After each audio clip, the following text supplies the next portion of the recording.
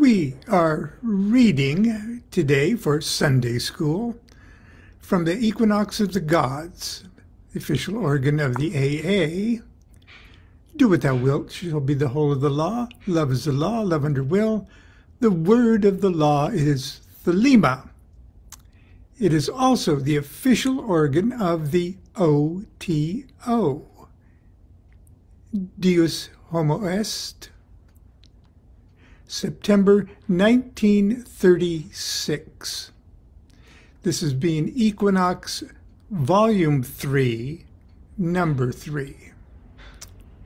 And the reason I'm reading from this the last few days is because we are in the midst, or the prelude to the High Holy Days of Thelema, as well as many other cultures and religions' holy days. And it was on this date even, in 1904, that preparations were being made for the Supreme Invocation of Horus on March 20th, tomorrow, which signaled the changing from the Aeon of Osiris to the Aeon of Horus. It was sort of like the official ceremony of the changing of the age. Oh, well, I've got this page open here. I want you to see that right there toward the bottom, right there where it says, appear on the throne of Ra, open the ways of the Ku, lighten the ways of the Ka. The ways of the cubs runs through to stir me or still me, Aum, let it kill me. Hope you see that. Well, anyway, that's another thing that Thelemites love to argue about. Also, what they love to argue about and thump the Book of the Law as it was the be-all and end-all of our behavioral proscriptions. Constance ran across something that both of us have probably read 1,000 times before. But when you run into, and we often do, especially on the internet, people that quote the Book of the Law, especially the 3rd chapter, to justify all manner of brutal, feudal kind of behavior, especially applying it to our behavior from now until forever, okay? This is what Crowley has to say about the Book of the Law and what truths it represents and which truths in it are temporary to the times.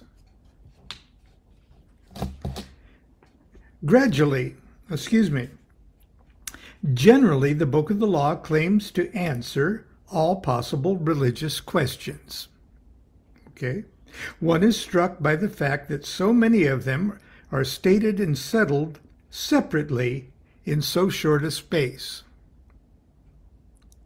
It reconciles cosmological concepts which transcend time and space with a conventional historical point of view. In the first place, it announces unconditional truth. But in the second place, and that second place is conventional historical point of view, but in the second,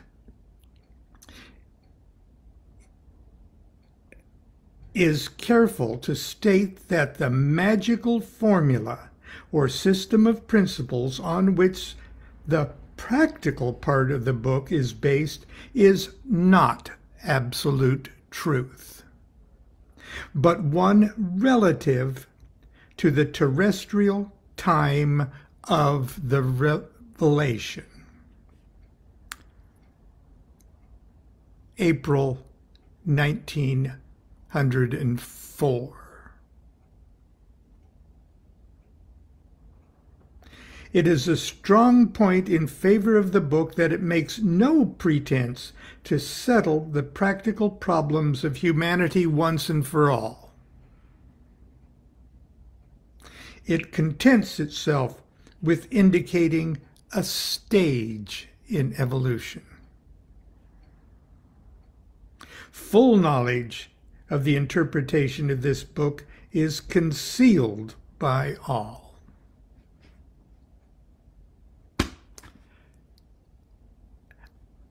Perhaps through the holy days, I'm going to read that as prelude to our little sessions together, because that is something to keep, something very important to keep in mind when discussing or meditating upon the various sections of the Book of the Law, and what they might mean in your life and in the world around us of politics and culture and society, and what it doesn't mean. But today we're on chapter 4, The Sacred Magic of Abramelin the Mage, the birth of Frater, and then a blank line because he doesn't write his 5=6 motto. Oh, by the way, on March 16th, just a couple days ago, his diary says, began invocation of EAO. Now, he and Rose, I have to kind of remind you, he and Rose are in Cairo on their honeymoon, being fascinated by the stele of revealing, and Rose is falling in and out of trances, and one of the trances is telling her that the god Horus wants him to formally invoke him for the purpose of changing the age. And so from the hotel room, they began invocation EAO. March 17th, Thoth appeared. That's all it says in the diaries. March 18th, yesterday, told to invoke Horus as the sun by a new way. And today, March 19th, did this badly at noon. So for Sunday school, today we're celebrating did it badly at noon. Okay. And tomorrow at 10 p.m. did well, equinox of the gods. Okay. But back here, we're still getting the background information of who Crowley is telling us he is. And remember, he's speaking about himself in the third person. In the autumn of 1898, George Cecil Jones had directed the attention of Frater Perdurabo to a book entitled The Book of the Sacred Magic of Abramelin the Mage. The essence of this book is as follows. The aspirant must have a house secure from observations and interference. In this house there must be an oratory with a window to the east and a door to the north, opening up upon a terrace, at the end of which must be a lodge. He must have a robe, crown, wand, altar, incense, anointing oil, and a silver lammet. The terrace and lodge must be strewn with fine sand. He withdraws himself gradually from human intercourse to devote himself more and more to prayer for the space of 4 months. He must then occupy 2 months in almost continuous prayer, speaking as little as possible to anybody. At the end of this period, he invokes a being described as the Holy Guardian Angel, who appears to him or to a child employed by him. A psychic child was the old formula, who will write in dew upon the lamen, which is placed upon the altar. The oratory is filled with divine perfume, not of the aspirant's kindling. After a period of communion with the angel, he summons the 4 great princes of the demonic world and forces them to swear obedience. On the following day, he calls forward and subdues the 8 sub-princes, and the day after that, the many spirits serving these. These inferior demons, of whom 4 act as familiar spirits, then operate a collection of talismans for various purposes. Such is a brief account of the operation described in the book. This operation strongly appealed to our student. He immediately set about to procure a suitable house and prepare everything that might be necessary for the operation. All was ready for the beginning of Easter 1900, and it must be said that the preliminary work alone is so tremendous that a long story might be written of the events of these 18 months of preparation. The operation itself was, however, never begun. A fortnight or so before the time appointed, he received an urgent appeal from his master to save him and the order from destruction. He gave up his own prospects of personal advancement without hesitation to hasten to Paris. Okay, just briefly, I'll digress a second. Crowley was still devoted to MacGregor Mathers, who was still then the head of the Golden Dawn, but he and his wife had moved to Paris, and it appeared to the remaining members of the Golden Dawn back in London that Mathers had lost contact with the secret chiefs and that no new information was coming, and the London Lodge was in rebellion against Mathers and were getting ready to have a schism. Crowley was being loyal to Mathers throughout this period, and so the London Lodge put Crowley in the doghouse too. But Mathers wrote him a letter from Paris saying, "Come here, I'll raise you to 5 = 6 here in our beautiful temple in Paris, and then I have chores for you to do back in London for me." So Crowley abandoned his Abramelin operation, which he started at Boleskine House in Scotland, and rushed to Paris to the aid of his master.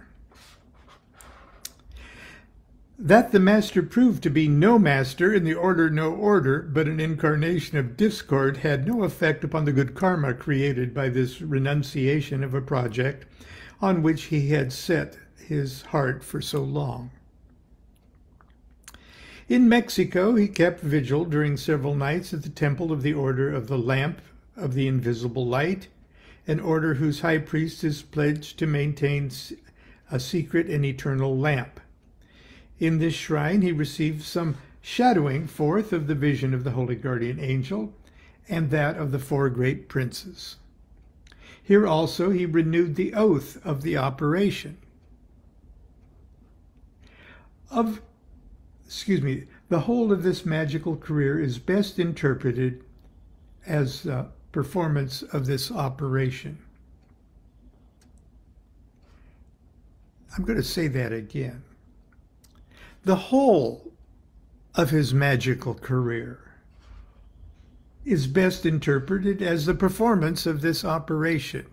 And that's how it is with you, too. The whole of your life, the whole adventures of your life, the whole failures and triumphs and curious turns of fate, bad luck, good luck. That's your operation, too. That's your operation. What you do formally in a temple is merely a seal on the operation of your magical life. But I digress. The whole of his magical career is best interpreted as the performance of this operation. One must not suppose that initiation is a formality observing the unities, or unities, like being made a mason. All life pertains to the process, and it pervades the whole personality. The official recognition of attainment is merely a token of what has taken place.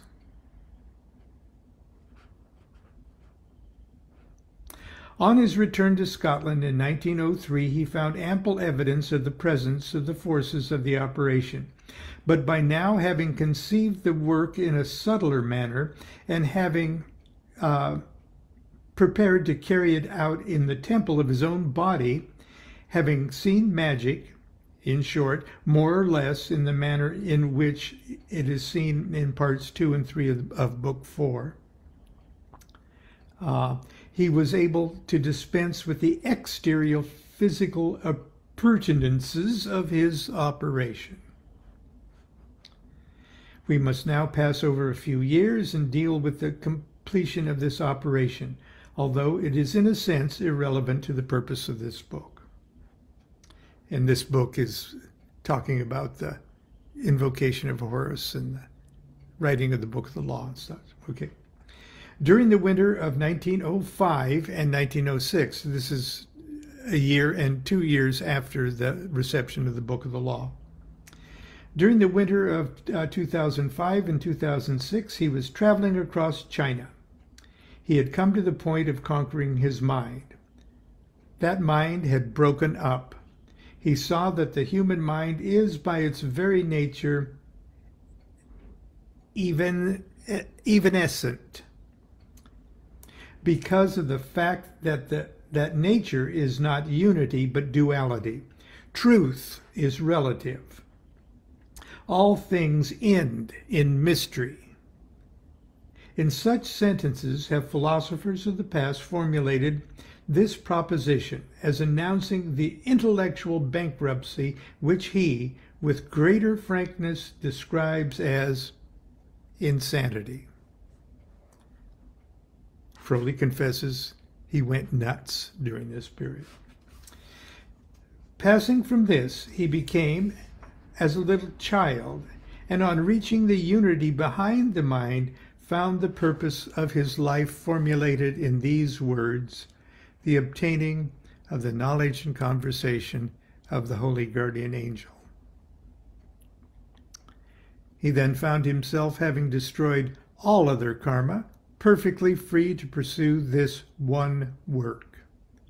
He then accomplished the 6 months of invocation as prescribed in the Book of the Sacred Magic, and was rewarded in October of 1906 by complete success. An account of these matters in parts is to be found in the Equinox number 1, or volume 1, number 8, and in his own poem, Aha. Aha, not ahaha. He then proceeded to the invocation and conquest of the 4 great princes and their inferiors, a work whose results must be studied in the light of his subsequent career.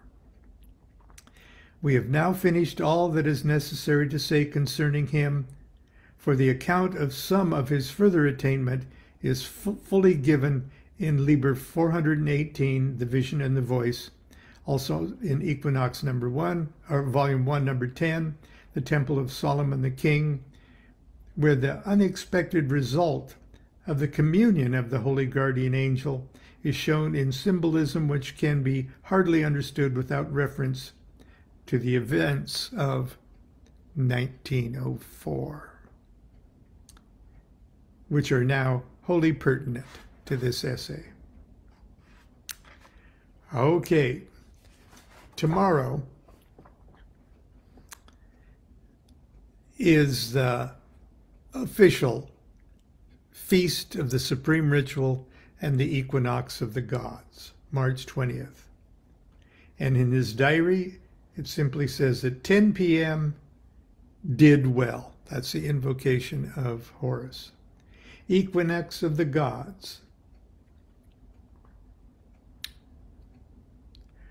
Huri, now Hierophant. Obviously. Okay, obviously Hierophant. Anyway, so tomorrow's a feast day, and that's what we'll cover tomorrow. Until tomorrow, continue to be good to yourself. Sunday school's dismissed. Do what thou wilt, shall be the whole of the law. Love is the law, love under will.